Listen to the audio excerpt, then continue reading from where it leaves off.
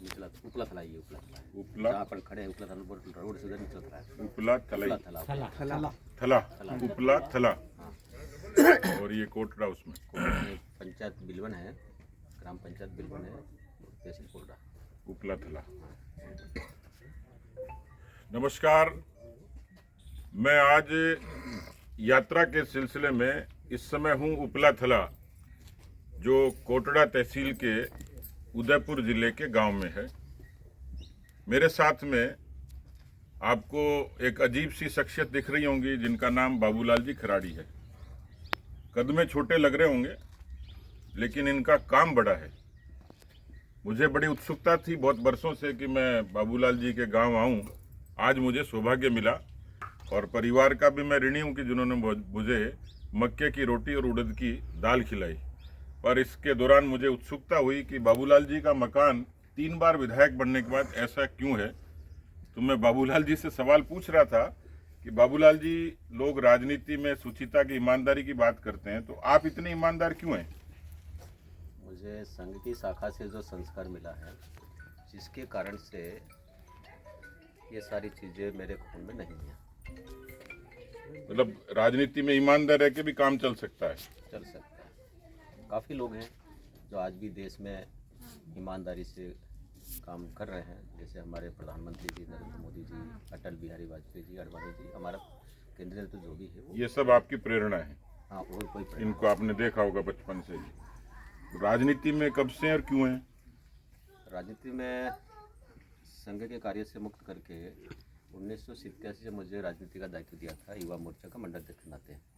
और तब से अभी तक चल रहे हैं राजनीति में। विभिन्न दायित्वों में पार्टी के रहते हुए काम किया और पार्टी ने मुझे आज 5वीं बार एमएलए का टिकट दिया, 2 बार हारा और 3 बार में जीता और प्रधान भी रहा उस कोंडा का। तो आपको राजनीति में काम करके अच्छा लगता है? लोगों के लिए, लोगों की सेवा है, जनता आप की सेवा संतुष्ट हैं कि जो भूमिका आपको है जनता के लिए, जनजाति के लिए आप काम कर रहे मैं हैं? संतुष्ट हूँ और जनता का भी मुझे आशीर्वाद मिलता है, मान सम्मान भी मिलता है और उससे मैं खुश हूँ। इस जनजाति क्षेत्र के लिए, क्योंकि आप बड़े अरसे से जनप्रतिनिधि हैं, आप क्या सोचते हैं कि जनजाति के समाज के लोगों के उत्थान के लिए और क्या किया जा सकता है? क्या आपका सोचना, क्या आपका सपना क्या है कि मैं चाहूँगा इस हैसियत में कि ये काम और हम लोग करें? देखिए, ये पिछड़ा क्षेत्र है और जनजाति बाहुल्य है। एक तो यहाँ पर शिक्षा की अभी भी कमी है और कमी होने के बाद में जहाँ सरकारी नौकरियों में जहाँ तक अपन देखेंगे तो बहुत कम लोग सरकारी नौकरियों में हैं।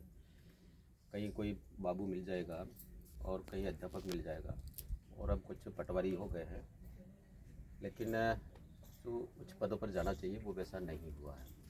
मेरी हार्दिक इच्छा है कि यहाँ का लड़का पढ़ लिख करके RS, IAS, IPS, RPS बने, तो ये मेरी अंतिम इच्छा है। और कुछ यहाँ के लोगों के लिए कुछ फॉरेस्ट एरिया में जो लोग रहे आज भी वो मूलभूत सुविधाओं से दूर हैं, कारण कि फॉरेस्ट के कानून के कारण वहाँ सड़क नहीं बन पाती है।